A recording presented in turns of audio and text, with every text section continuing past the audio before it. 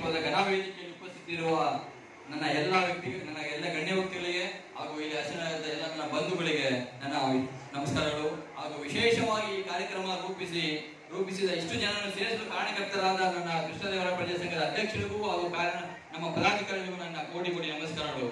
ಬಂಧುಗಳೇ, ನಾವು ಏನ್ ಬೇಕಾದ್ರೂ ಮಾಡಬಹುದು, ಆದ್ರೆ ಒಂದು 10,000 ಜನ ಸೇರಿಸಿ ನಮ್ಮ ಸಮುದಾಯವನ್ನು ಸೇರಿಸಿ ಕಾರ್ಯಕ್ರಮ ಮಾಡೋದು ಒಂದು ಸಾಧನೆಯಾಗಿ ಪ್ರೇರಣೆ ಆಗ್ತಾ ಇದೆ. ಈ ಕಾರಣ ನಮ್ಮಲ್ಲಿ ಇಲ್ಲದ ಒಗ್ಗಟ್ಟು. ಬಂಧುಗಳೇ, ನಮ್ಮ ಸಮುದಾಯದಲ್ಲಿ ಪ್ರತಿಭಾವಂತ ಪ್ರತಿಭೆಗಳನ್ನು ಗುರುತಿಸಿ ಅವರಿಗೆ ಪ್ರತಿಭಾ ಪುರಸ್ಕಾರದೊಂದಿಗೆ ಸನ್ಮಾನಿಸುತ್ತಿರುವುದಕ್ಕೆ ಕರ್ನಾಟಕ ರಾಜ್ಯ ಸಮಗ್ರ ಪ್ರಜಾ ವೇದಿಕೆ ಅವರಿಗೆ ಸ್ವಾಗತ ಹಾಗೂ ಅಭಿನಂದನೆ. ಬಂಧುಗಳೇ, ಈ ದಿನ ಚನ್ನಪಟ್ಟಣದ ಕೃಷ್ಣದೇವರಾಯ ಪ್ರಜಾ ಸಂಘದ ಪದಾಧಿಕಾರಿಗಳು ನಮ್ಮ ಸಮುದಾಯದ ಪ್ರತಿಭಾವಂತ ಮಕ್ಕಳನ್ನು ಗುರುತಿಸುತ್ತಿರುವುದು ಸಂತೋಷದ ವಿಷಯವೇ.